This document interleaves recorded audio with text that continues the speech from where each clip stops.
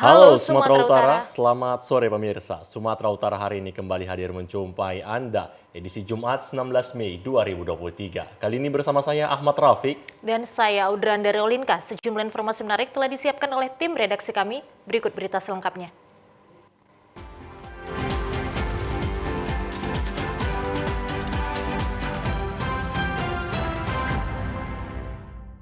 Informasi pertama pemirsa.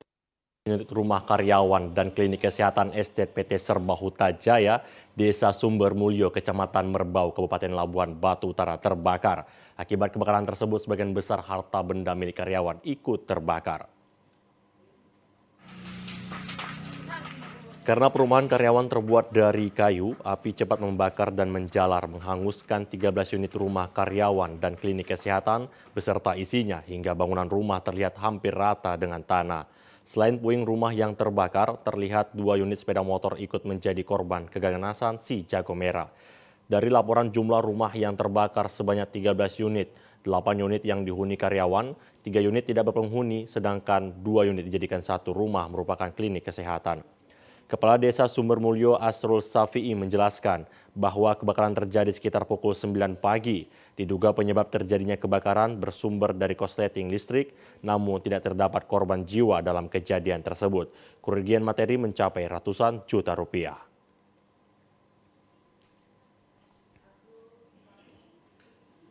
Kejadian itu sekitar jam 9 pagi dan diduga kebakaran karena korsleting listrik 13 rumah, Nah, kalau perhitungan kerugiannya kira-kira berapa? kira-kira ratusan juta lah, ratusan juta. Sehubung dengan terbakarnya 13 unit rumah karyawan, manajer PT Serba Huta Jaya Roberto Hutapea menyampaikan akan mengambil langkah dan segera melaporkan kepada top manajemen agar rumah karyawan yang terbakar segera dibangun kembali.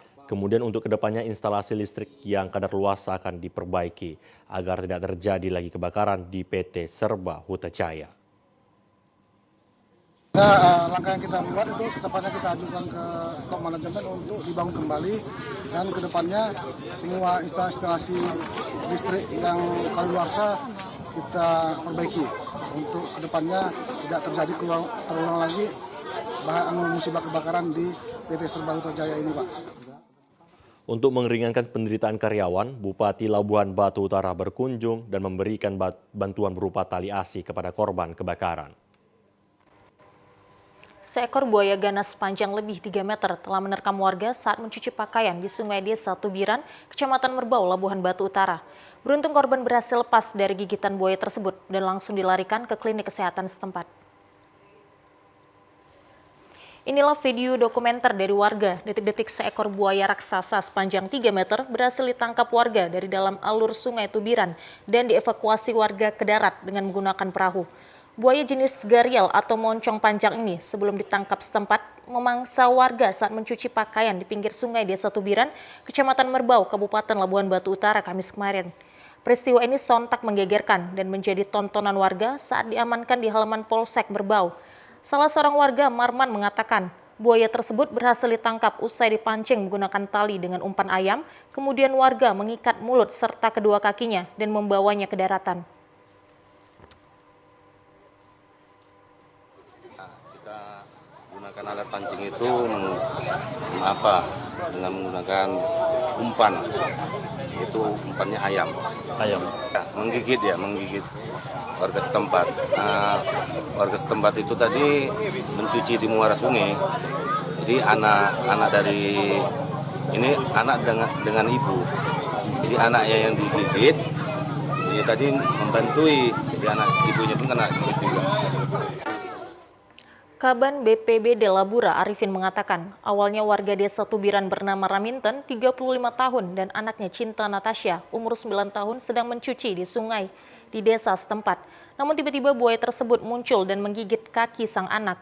Sementara sang ibu yang mencoba menolong juga ikut tergigit buaya tersebut. Beruntung kedua korban berhasil selamat dan saat ini telah mendapatkan perawatan di klinik kesehatan setempat. Ya, kabarnya dari masyarakat Tubiran ya, buaya ini menggigit anak dan ibunya ya.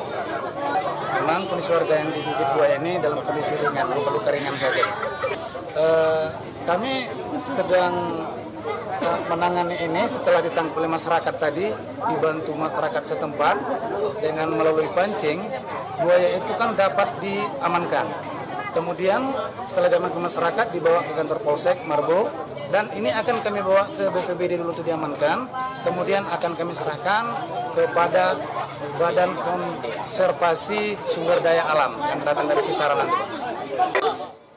Kini buaya tersebut sudah diserahkan ke BKSDA Resort Asahan untuk dikembalikan ke habitatnya. Sementara itu pemirsa, kecelakaan lalu lintas kembali terjadi di kota Tebing Tinggi. Seorang pengendara sepeda motor bertabrakan dengan dam truk bermuatan cangkang sawit di Jalan Sum Tebing Tinggi, Kisaran kilometer 10, Dusun 4, Desa Binjai, Kabupaten Serdang Bedagai. Dari rekaman video amatir warga, terlihat jasad korban sudah ditutupi kain oleh warga. Diduga korban tewas akibat terlindas dam truk bermuatan cangkang sawit yang dikemudikan Fahri, warga Kabupaten Asahan.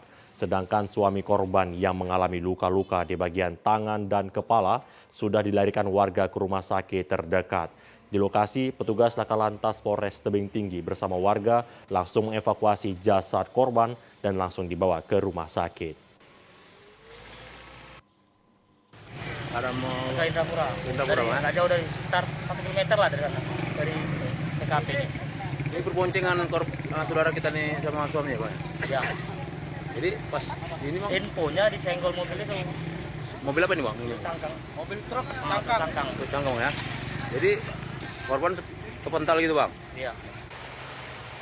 Sementara itu dari keterangan sopir dam truk, Fahri mengatakan setibanya di lokasi kondisi jalan macet dan menanjak. Dan dirinya mengatakan sebelum kejadian dirinya tidak ada sepeda motor di depannya, melainkan ia hanya melihat mobil sedan. Taunya ada korban terlindas setelah salah seorang berteriak untuk memberhentikan truk. Setelah dilihat ke samping truk, korban sudah tergeletak dan sudah terlindas. Mau ngoper pos yang 5 ke 3 itu saya di depan itu tidak ada berkendara sepeda motor. Nah, saya hanya mengikuti kemacetan tadi yang ada di tanjakan. Di depan saya hanya ada mobil sedan. Tahunya korban ini dilindas gimana jadi Bang? Setelah ini berteriak. Dari Laka Lantas Polres Tebing Tinggi belum bisa memberikan keterangan, namun pihaknya masih melakukan olah TKP dan meminta beberapa keterangan saksi di lokasi kejadian. Akibat kejadian tersebut sempat menimbulkan kemacetan dari 2 arah, yaitu Tebing Tinggi, Kisaran sepanjang 5 km. Komisi Pengawas Persaingan Usaha KPPU melihat adanya indikasi persekongkolan proses tender proyek lampu jalan Kota Medan. Kejanggalan dalam proses pelaksanaan tender di LPSE, di mana masing-masing paket pekerjaan hanya ada satu perusahaan yang memasukkan dokumen. Demikian disampaikan Komisi Pengawas Persaingan Usaha KPPU Wilayah 1 Sumatera Ridho Pamungkas di Medan pagi tadi. Ridho mengatakan bahwa persoalan kegagalan suatu proyek pelaksanaan pekerja dapat disebabkan oleh berbagai faktor. Dalam kasus proyek total loss ini, Ridho menduga indikasi persengkokolan dalam proses tender kasus kegagalan suatu proyek, yakni tidak kesesuaian antara pemenang tender dan kapabilitasnya, di mana pemenang tender tidak memiliki pengalaman atau kapasitas yang memadai untuk menyelesaikan proyek yang diberikan. Selain itu adanya pelanggaran prosedur dalam tender, di mana Pokja mengabaikan proses evaluasi yang objektif sehingga menghasilkan pemenang yang tidak qualified. Adanya kelemahan dalam pengawasan pelaksanaan pekerjaan di lapangan dari penelusuran KPPU di lab LPSE, diketahui bahwa terdapat 8 paket pekerjaan sejenis untuk 8 ruas jalan yang ditenderkan dan dikerjakan oleh 6 kontraktor, yakni Biro Teknik Bangunan dan CV Asram sebagai pemenang untuk 2 paket pekerjaan, CV Eka Diva Putra, PT Triva Mangun Mandiri, CV Sinar Sukses Sempurna, dan CV Sentra Niaga Mandiri. Ridho menilai adanya kejanggalan dalam proses pelaksanaan tender yang tayang di LPSE, di mana pada masing-masing paket pekerjaan hanya ada satu perusahaan yang memasukkan dokumen penawarannya. Indikasi jangan-jangan proyek gagal ini karena kontraktornya nggak kompeten. Kontraktornya nggak kompeten, mungkin gara-gara yang dipilih bukan kontraktor yang kompeten di bidangnya. Ini satu lagi, kemudian masalah akhirnya kan ada tuntutan untuk mengembalikan ganti rugi. Kontraktor diminta mengembalikan 21 miliar. Itu kita lihatlah nanti apakah memang dari proses perhitungannya itu dinyatakan semuanya dianggap bukan prestasi sehingga harus mengembalikan. Kalaupun dikembalikan itu tidak menghilangkan perbuatan melawan hukumnya, PMH-nya sesuai dengan aturan pidana, pasti tetap juga lanjut karena itu juga masyarakat sudah menunggu sekian lama dengan membayar pajak, ternyata tidak ada pembangunan yang dihitung. Harga dan Dijelaskan Rido untuk mencegah hal seperti ini tidak terjadi lagi. KPPU akan melakukan advokasi dengan berdiskusi dengan pihak pengadaan barang dan jasa Pemko Medan. Dari sisi Pemko Medan, Rido berharap janganlah melakukan tender yang lemah dari sisi pemilihan dan pengawasan.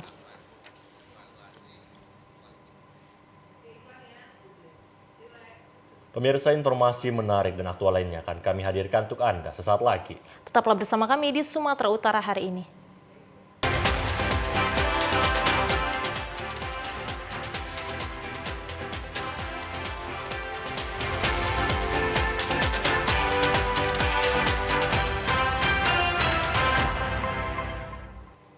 Terima kasih masih bersama kami di Sumatera Utara hari ini. Pemirsa, kenaikan harga ayam potong memberikan pengaruh terhadap penjualan harga telur ayam yang berangsur naik di beberapa pasar tradisional sejak kemarin. Kenaikan harga telur belum diketahui penyebabnya, namun diprediksi kenaikan akibat harga pakan ternak yang juga ikut naik. Meski harga telur ayam di pasaran terbilang bervariasi tergantung jenis dan ukurannya, namun kenaikan harga terjadi sebesar 20 hingga 30% dari harga normal. Seperti harga telur ayam per butir di salah satu pasar tradisional Kota Medan, telur ayam yang semula dibanderol dengan harga Rp1.200, kini mengalami kenaikan harga ke angka Rp1.700. Sementara harga telur lainnya yang semula seharga Rp1.500 naik menjadi Rp2.000 per butirnya.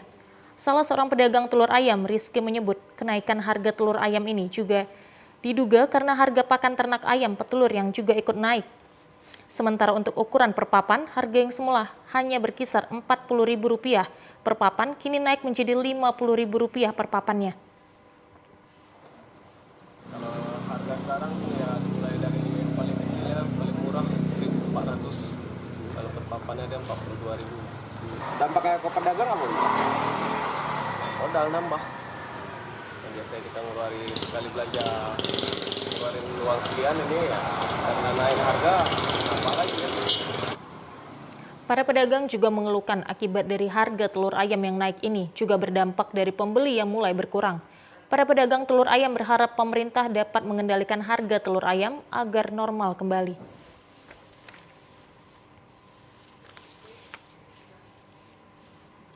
Baru selesai dikerjakan kontraktor, dua fasilitas proyek pengadaan lampu hias Asmaul Husna dan lampu tulisan Tugu Pahlawan di Kecamatan Kota Nopan, Mandailing Natal rusak.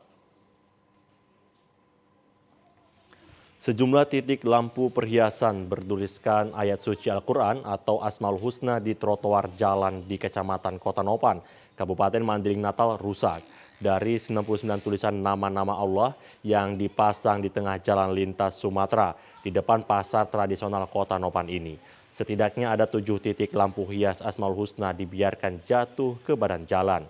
Selain lampu hias jalan, kerusakan lampu hias tulisan Tugu Pahlawan di terminal pasar Kota Nopan ini juga dirusak orang tidak dikenal. Lampu hias ikon Kota Nopan sebagai kota pejuang Tugu Pahlawan Kemerdekaan Republik Indonesia dibiarkan tanpa ada perawatan.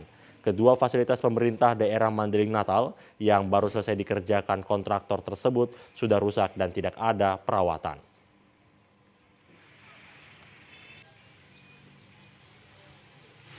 Atas kerusakan daripada pemugaran Tugu Pahlawan yang ada di Kota Nopan, karena itu salah satu ikon Kecamatan Kota Nopan, mungkin ikon Kabupaten Mandailing Natal. Cuman kita sangat menyesalkan karena sudah beberapa bulan ini belum ada kelihatannya dari pihak pemerintah untuk perbaikan Tugu Pahlawan tersebut. Beberapa tulisan di Tugu Pahlawan kelihatan kan sudah copot itu, Pak. Nah, kita harapkanlah agar pemerintah terkait secepatnya membangun atau memperbaiki Tugu Pahlawan tersebut.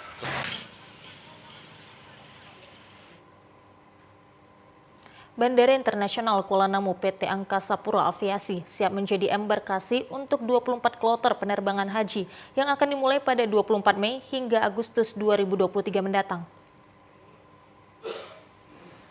Bandara Internasional Kuala Namu tahun ini mempersiapkan 2 pelayanan haji, yakni pelayanan embarkasi haji dan pelayanan technical landing penerbangan haji dari embarkasi lain yang akan mengisi bahan bakar di Bandara Kuala Namu dengan total 337 penerbangan.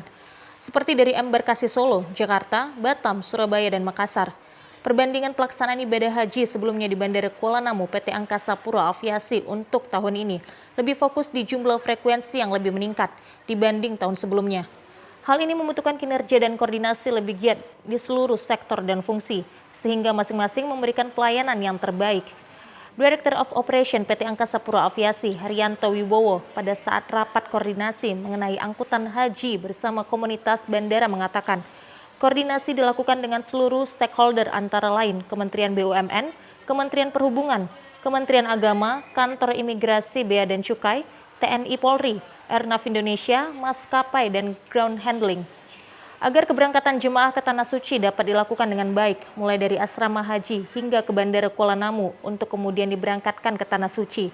PT Angkasa Pura Aviasi akan melayani penerbangan haji sebanyak 24 kloter menggunakan maskapai dari Garuda Indonesia pada periode haji 1444 Hijriah 2023. Seluruh fasilitas pelayanan dan operasional dipastikan baik untuk melayani penerbangan haji. Koordinasi juga dilakukan pada seluruh stakeholder yang bertugas. PT Angkasa Pura Aviasi optimis penerbangan haji 2023 ini berjalan dengan lancar. Sebagai pengelola PT Angkasa Pura Aviasi minta dukungan dan doa kepada seluruh masyarakat agar Bandara Kuala Namu dapat menjadi embarkasi bagi para jemaah haji pada tahun ini dan juga pada tahun berikutnya. Bandara Kuala Namu akan memberikan pelayanan terbaik untuk mengantarkan jemaah haji menuju Tanah Suci. Keberangkatan jemaah haji melalui Bandara Kuala Namu akan mulai dilakukan pada 24 Mei hingga 17 Juni 2023.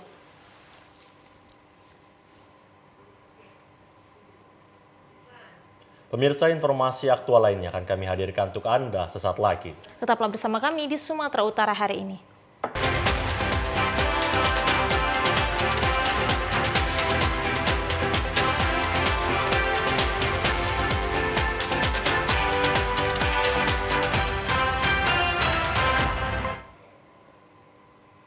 Terima kasih masih bersama kami di Sumatera Utara hari ini. Pemirsa, Gubernur Sumatera Utara Edi Rahmayadi mengatakan halal bihalal memberi makna yang sangat penting dalam menjalin silaturahmi demi terciptanya keharmonisan dan menggelorakan semangat kerukunan serta perdamaian di tengah masyarakat, khususnya di Sumatera Utara. Demikian dikatakan Gubsu saat menghadiri halal bihalal Majelis Wilayah Korps Alumni Himpunan Mahasiswa Islam MW Kahmi Sumatera Utara di Aula Rizal Nurdin, Jalan Sudirman, Medan malam kemarin. Gubernur berharap halal bihalal saling menjaga silaturahmi dan kekompakan, khususnya di keluarga besar Kahmi.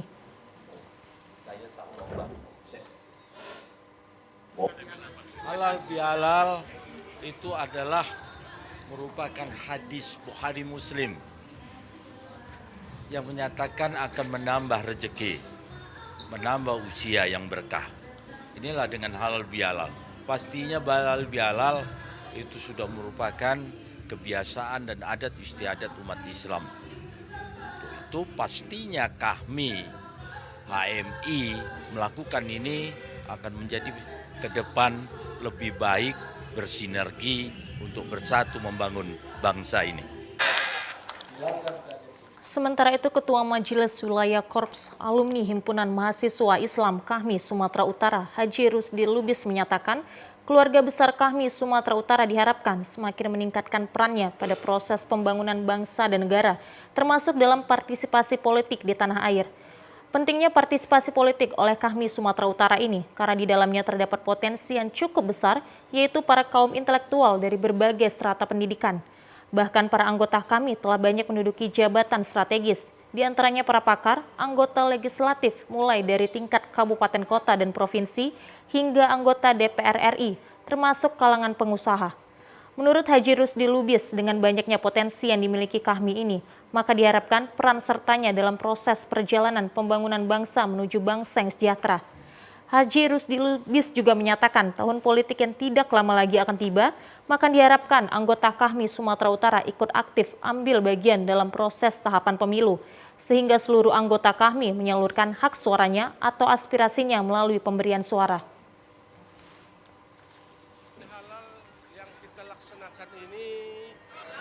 Adalah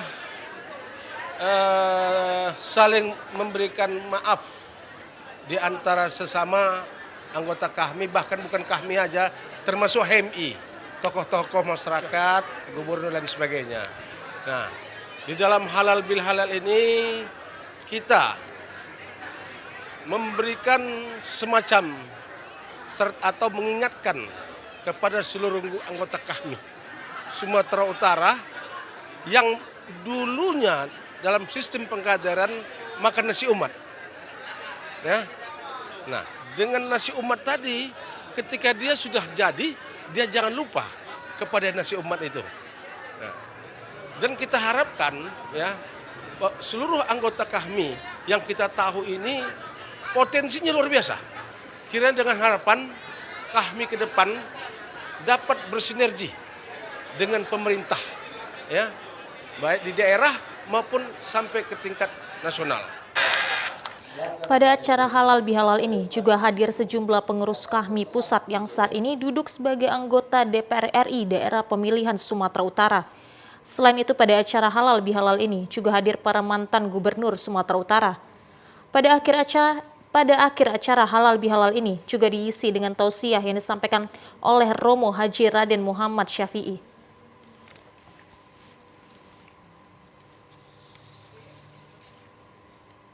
Guna menangkal opini negatif terhadap TNI Angkatan Darat, Kodam 1 Bukit Barisan memberi pelatihan sandi dan cyber kepada sejumlah prajurit dari berbagai satuan.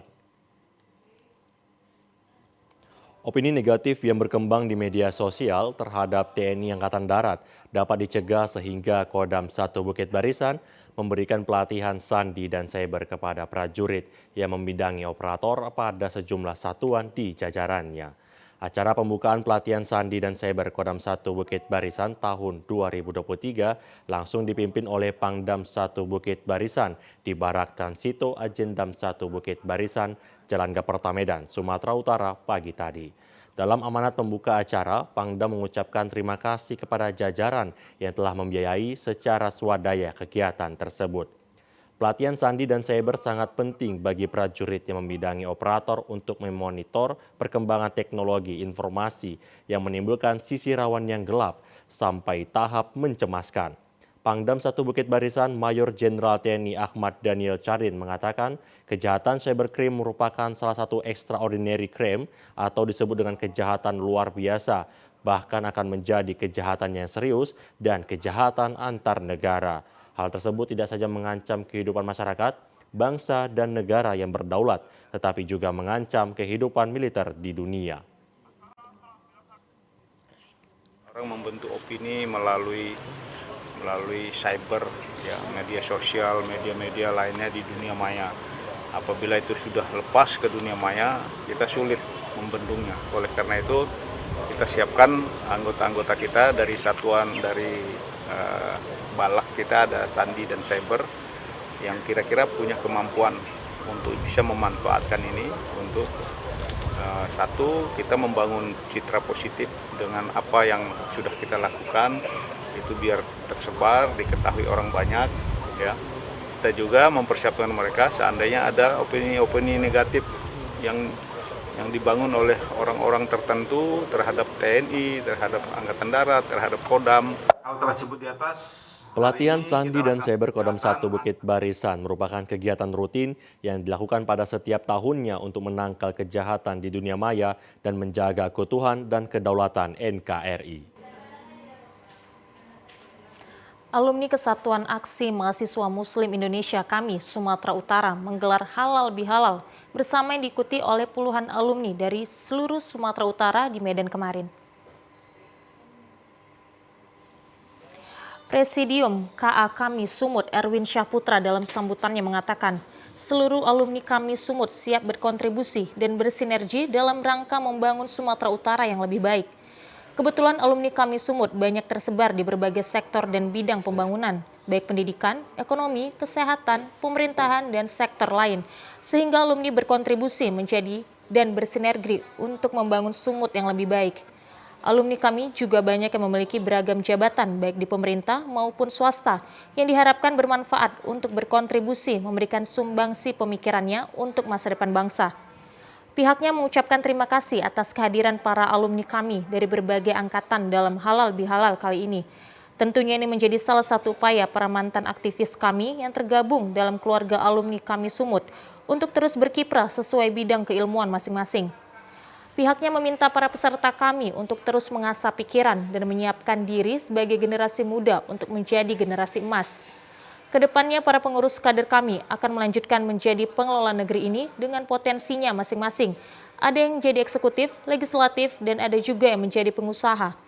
Halal bihalal ini bukan hanya bisa membuat hubungan antar kader dengan semua pihak menjadi lebih erat, melainkan dapat menjadi awal kebangkitan kumpulan para pemuda yang siap berjuang untuk agama dan tanah air. Hidup mahasiswa, hidup rakyat Indonesia. Ya, tujuan diadakannya acara halal bihalal kami tersebut adalah ya inilah mungkin sebagai untuk ini ya menjaga semangat bahwa kita itu setelah pasca kampus kuliah anak-anak kami itu tetap semangat ya, paling enggak berkontribusi untuk bangsa dan negara. Jadi intinya adalah kita nggak selesai di kampus saja, tapi setelah kita alumni bergabung di KKMI ini tetap terjaga semangatnya untuk membangun bangsa. Dalam kegiatan halal bihalal tersebut bertindak sebagai narasumber utama adalah anggota DPRD Provinsi Sumatera Utara, Abdul Rahim Siregar. Dalam paparannya berjudul Penyebar Luasan Ideologi Pancasila dan Penguatan Wawasan Kebangsaan. Pihaknya mengajak seluruh alumni kami di Sumut untuk terus berperan dan berkontribusi aktif untuk membangun bangsa. Abang-abang para aktivis, kita berbagi dalam hal ilmu pengalaman kita dan juga memotivasi adik-adik yang alumni dan kami yang saat ini sudah ikut mendaftar dalam BCAD ini supaya bisa nanti duduk menjadi anggota dewan. Karena ketika kita di DPRD akan semakin banyak yang bisa kita perbuat. Karena setiap alumni kami, kita berharap alumni kami memiliki kontribusi ya dalam hal pembangunan baik di Sumatera Utara, di daerah masing-masing maupun di Indonesia.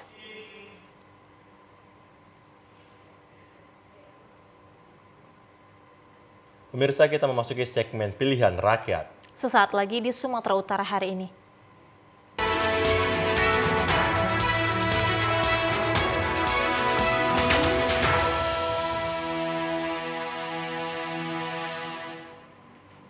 Komisi Pemilihan Umum Daerah KPUD Tanjung Balai telah selesai menggelar pengajuan berkas bakal calon legislatif DPRD Tanjung Balai.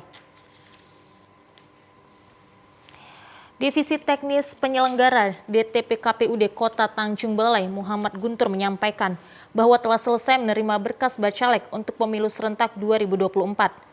Dari 18 partai politik, 17 diantaranya menyerahkan berkas pendaftaran bacalek DPRD Tanjung Balai. Sementara itu, dari 17 partai politik terdapat sebanyak 392 orang bacalek. Dari belasan partai politik yang mengantarkan berkas bacaleknya, ada satu partai politik tidak mengantarkan berkas, yakni Partai Garuda. Terkait jumlah anggota bakal calon legislatif DPRD Kota Tanjung Balai dari 392 orang tersebut dipastikan tetap, namun kemungkinan bisa berkurang apabila tidak mencukupi syarat atau meninggal dunia.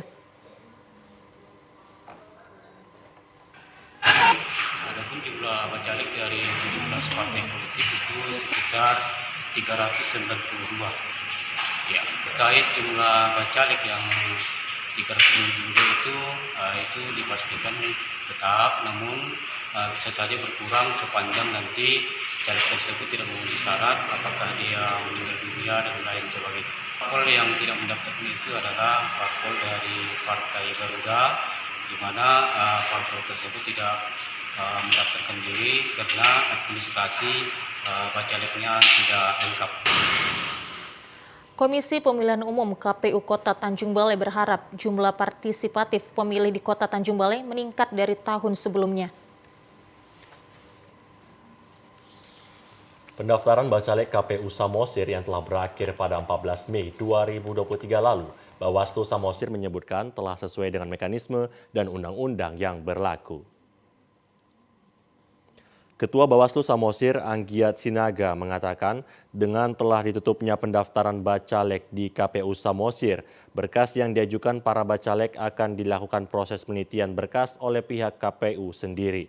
Dalam tahapan ini, Bawaslu Kabupaten Samosir akan tetap melakukan pengawasan verifikasi yang telah diajukan oleh parpol untuk bacaleknya. Sejauh ini pendaftaran pengajuan bacalek yang dilakukan oleh pihak parpol di KPU Samosir sesuai dengan hasil pengawasan dari Bawaslu Kabupaten Samosir. Belum ada ditemukan pelanggaran berjalan sesuai dengan mekanisme dan regulasi yang berlaku, dibarengi antusias parpol masih dalam batas koridor. Anggiat juga menyampaikan pihak Bawaslu Kabupaten Samosir akan melakukan pencegahan jika ditemukan yang tidak sesuai dengan tahapannya, serta berharap dapat bekerja sama dengan seluruh stakeholder terkait dalam pengawasan pelanggaran pemilu dalam wujud menciptakan suasana aman dan nyaman untuk mensukseskan pemilu tahun 2024 mendatang.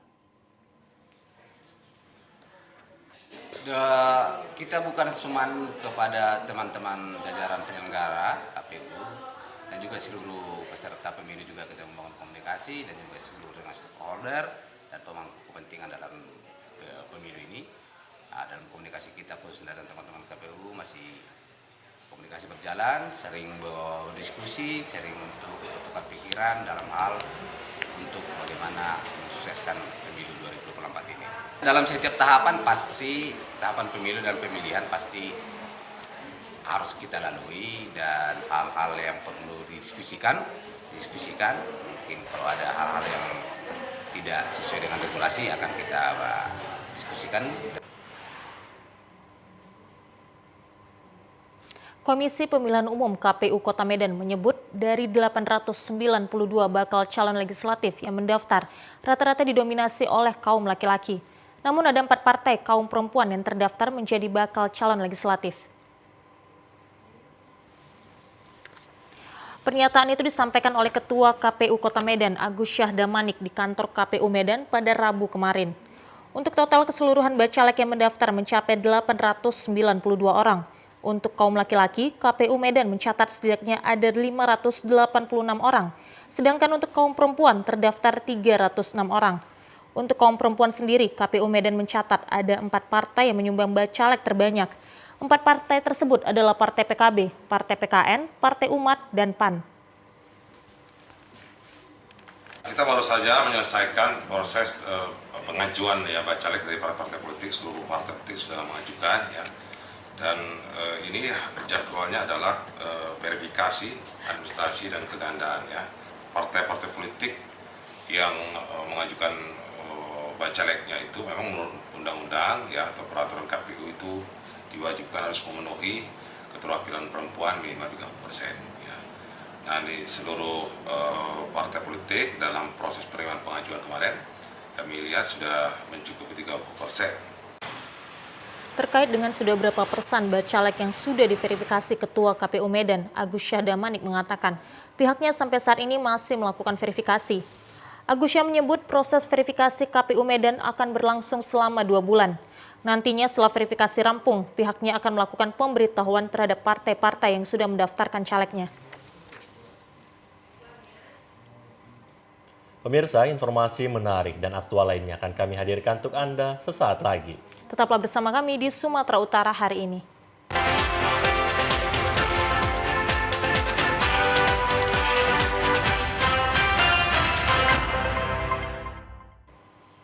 Tenaga panas bumi di Indonesia merupakan sumber energi terbarukan yang semakin signifikan. Sebagai hasil dari geologi vulkaniknya, disebutkan bahwa Indonesia memiliki 40% potensi sumber daya panas bumi di dunia yang diperkirakan mencapai 28.000 megawatt.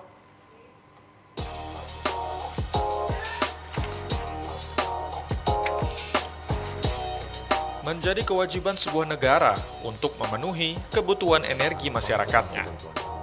Negara juga harus menjamin ketersediaan energi untuk jangka pendek maupun jangka panjang. Selama ini Indonesia telah memanfaatkan beragam sumber energi berbahan bakar fosil seperti minyak bumi, batu bara, dan gas alam. Sumber energi inilah yang diolah untuk beragam kebutuhan energi nasional, seperti sektor industri, produksi, bisnis, maupun transportasi massal.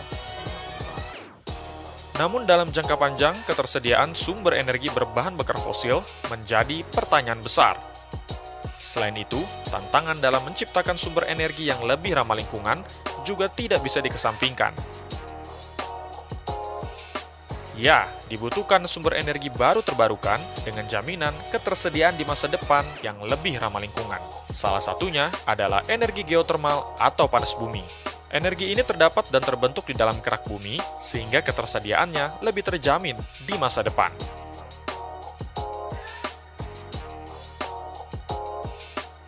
Sekitar 40% cadangan energi geotermal dunia terletak di bawah tanah Indonesia. Hal ini dikarenakan letak geografis Indonesia yang berada dalam kerangka tektonik dunia.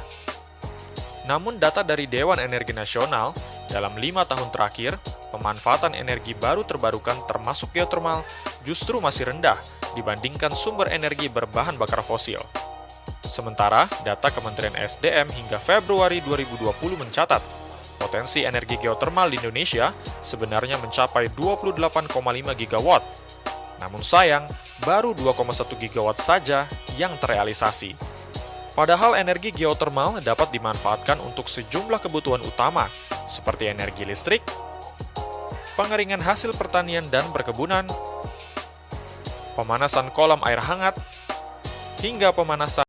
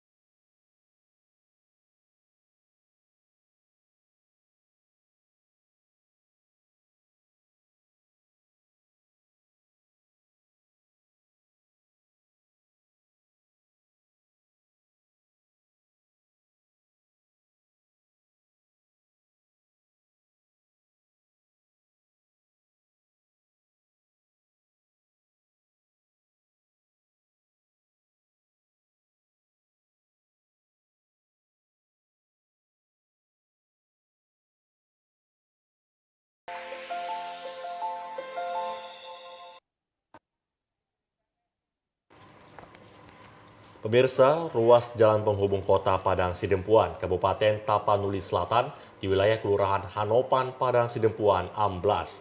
Jalan tersebut amblas akibat hujan deras, menyebabkan air sungai yang berada di bawah jalan meluap.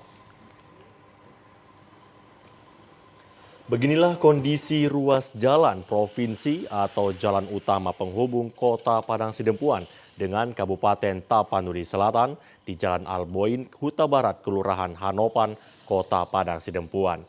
Jalan tanpa adanya pembatas membuat para pendengar yang melintas harus ekstra hati-hati, sebab ketinggian jurang mencapai hingga 7 meter dari bahu jalan. Kendaraan roda 4 atau yang lebih besar harus bergantian untuk lewat sebab sebagian bahu jalan longsor membuat ruas jalan semakin kecil, hingga kendaraan tidak bisa bersamaan melintas dari arah yang berlawanan. Amblasnya jalan penghubung ini disebabkan meluapnya Sungai Angkola tepat di bawah bahu jalan dan perlahan mengikis dinding jalan. Akibat kondisi jalan ini sangat berdampak kepada pengendara dan warga yang tinggal di sekitar jalan tersebut. Effendi Jambak warga setempat berharap kepada pemerintah agar segera memperbaiki jalan tersebut, sebab jalan ini merupakan satu-satunya akses utama penghubung Padang Sidempuan dan Kabupaten Tapanuli Selatan. Segera diperbaiki jalan ini, Bang, karena jalan ini adalah jalan akses utama menuju Kabupaten Tapanuli Selatan, Kecamatan Angkola Selatan, Bang. Ambles ini sekitar 3 minggu yang lalu dan sampai saat ini belum ada perbedaan atau perbaikan dari pemerintah sendiri, Bang. Ya, saya berharap selaku mewakili masyarakat sini, segeralah, Bang, diperbaiki jalan ini sebelum menunggu adanya korban jiwa kembali. Pemirsa, berikut informasi perakiraan cuaca di sejumlah daerah di Sumatera Utara dari Badan Meteorologi, Klimatologi, dan Geofisika Wilayah 1 Medan pada hari Sabtu 20 Mei 2023. Halo Sobat BMKG, senang sekali menyambut akhir pekan ini. Saya, Christine Afrin Matondang, Perakirawan Balai Besar BMKG Wilayah 1 Medan, kembali mengupdate informasi perakiraan cuaca dan hotspot di wilayah Sumatera Utara untuk hari Sabtu 20 Mei 2023. Secara umum, kondisi cuaca pada pagi hari diprediksi berawan di seluruh wilayah Sumatera Utara. Sementara pada siang hingga sore hari, kondisi cuaca cenderung berawan dengan potensi hujan ringan hingga lebat di sebagian besar wilayah Sumatera Utara. Adapun potensi hujan sedang hingga lebat terjadi di wilayah Langkat, Binjai, Asahan, Simalungun, Deli Serdang, Toba, Labuhan Batu, Labuan Batu Utara, Labuan Batu Selatan, dan sekitarnya. Kondisi ini masih terus bertahan hingga malam hari dengan potensi hujan lebat dan petir terjadi di wilayah Langkat, Binjai, Karo, Medan, Simalungun, Deli Serdang, Toba, Madinah, Tapsel, Taput, dan sekitarnya. Pada dini hari, cuaca umumnya berawan banyak di wilayah Sumatera Utara. Adapun suhu udara berkisar antara 17 hingga 33 derajat Celcius dengan kelembaban udara 60-95%. Angin bertiup dari arah barat hingga timur laut dengan kecepatan 10-30 km per jam. Adapun titik panas per tanggal 18 Mei 2023 tidak terpantau ada titik panas di wilayah Sumatera Utara. Kepada masyarakat, kami tetap memberikan himbauan akan adanya waspada hujan lebat yang disertai petir untuk sebagian wilayah Sumatera Utara, yaitu tepatnya di wilayah pegunungan, pesisir barat, dan lereng timur Sumatera Utara. Demikian informasi ini dapat kami sampaikan. Selamat beraktivitas dan sampai bertemu kembali. Pemirsa, informasi tadi mengakhiri perjumpaan kita di Sumatera Utara hari ini. Mewakili kerabat kerja yang bertugas, saya Ahmad Rafiq. Dan saya Audrandar Rolinka. Terima kasih atas perhatian Anda. Selamat sore dan sampai jumpa.